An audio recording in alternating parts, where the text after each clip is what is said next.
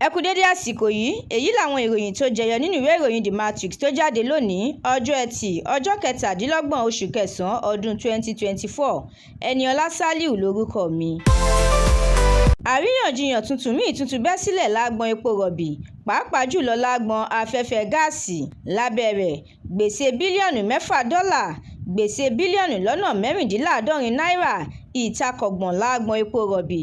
Àjọ EFCC ti gbórí wọlé o, ó ti ṣetán láti fojú àwọn iléeṣẹ́ tí ajé ìwà ìbàjẹ́ bá símọ́ lórí winá òfin. Ìdí tó fi yẹ kí ìjọba àpapọ̀ fààyè gba àwọn alágbàtà epo aládàáni láti lọ́ọ́ máa ra epo rọ̀bì tààrà lọ́wọ́ iléeṣẹ́ ìfọpo Dangote. Ilé ìgbìmọ̀ aṣojú-ṣòfin yànnàná ẹ̀.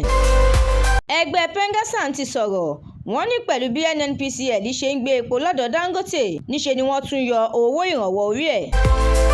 Ìjọba àpapọ̀ ti ṣíṣọ́ lójú èròǹgbà rẹ̀ láti sọ ojú ọ̀nà márosẹ̀ Èkó síbàdàn àti afárá Niger kejì àtàwọn ibòmíì di ibùdó ìpawówọlé. Lábẹ́ rẹ̀, yóò mú owó tí kò kéré wọlé fún ìjọba àpapọ̀. Umahi ló sọ bẹ́ẹ̀.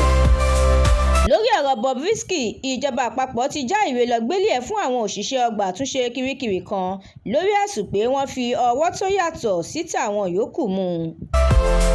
Ààrẹ Tinubu gbàlejò gómìnà àṣẹ̀ṣẹ̀dìbò yàn ní ìpínlẹ̀ Edo ìyẹn Monday Ọ̀pẹ́bolò ní ilé ìjọba l'Àbújá. Ìjọba àpapọ̀ ti bẹ̀rẹ̀ sí ní san owó oṣù tó kéré jùlọ fún àwọn òṣìṣẹ́. Irọ́ pátápátá ni o, ìjọba àpapọ̀ kò pàdánù bílíọ̀nù $51 lábẹ́ ìṣàkóso mi. Goodluck Jonathan ló dá Sànúsí lóhùn bẹ́ẹ̀. Lórí ẹ̀sùn owó àbẹ̀tẹ́lẹ̀ mílíọ̀nù lọ́nà $15 tí wọ́n fi kan Bobrisky, ó ti ń gbà á lérò báyìí láti gbẹ̀mí ara rẹ̀. Egun Avon tẹ̀síwájú nínú iṣẹ́ rẹ̀ gẹ́gẹ́ bí adelé akọ́nimọ̀ọ́gbá ikọ̀ Super Eagles nígbà tí Madugu yóò máa ṣàkóso ikọ̀ Super Falcons.